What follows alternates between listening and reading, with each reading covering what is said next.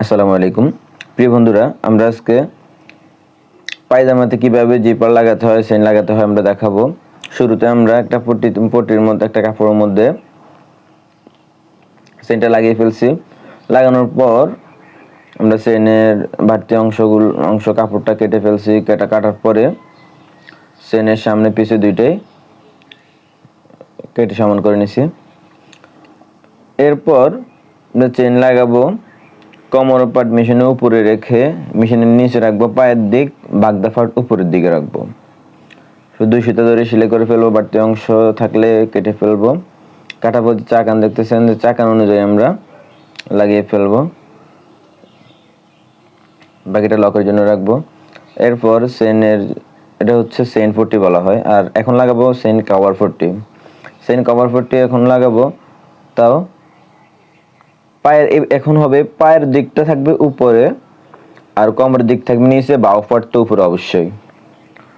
দুই সুতা করে সেলাই করে ফেলবো, এরপর লক করে ফেলবো। লক করাটা দেখাই নাই।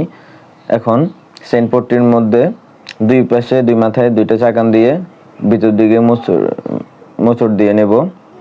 মোচড় দেওয়ার পরে এক চাপ সেলাইটা দিয়ে ফেলবো। চাপ সেলাই দেওয়ার পরে এখন চেইন পট্টির মধ্যেও চাপ সেলাই দিয়ে বলবো সেম ভাবে।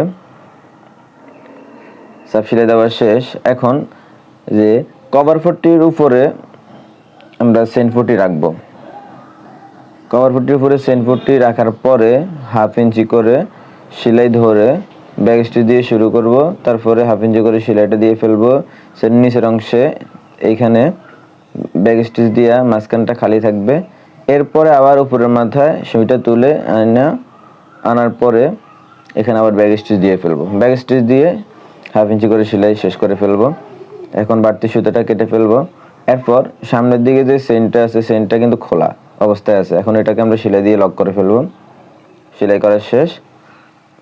এইবার আমরা এটাকে ভাগদা করে ফেলবো। বাহুটা উপরের দিকে আনার পরে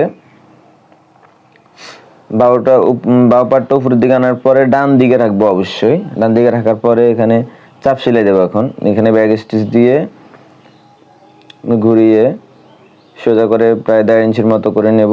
নেওয়ার পরে একবারে সোজাভাবে কাপড়টা সোজা করে ধরে সেলাইটা দিয়ে ফেলবো। সুন্দরভাবে যেন শেপটা হয়, নয়তো বা সুন্দর হবে না। নিচের দিকে সেলাইটা নামিয়ে ফেলবো। আপনারা দেখতেছেন আমার সেলাই দেওয়া শেষ। সেলাই দেওয়ার পর দেখতেছেন অনেক সুন্দর হয়েছে। তো ভিডিওটি ভালো লাগলে অবশ্যই লাইক, কমেন্ট, শেয়ার করতে ভুলবেন না। ধন্যবাদ সবাইকে এতক্ষণ ভিডিওটি দেখার জন্য।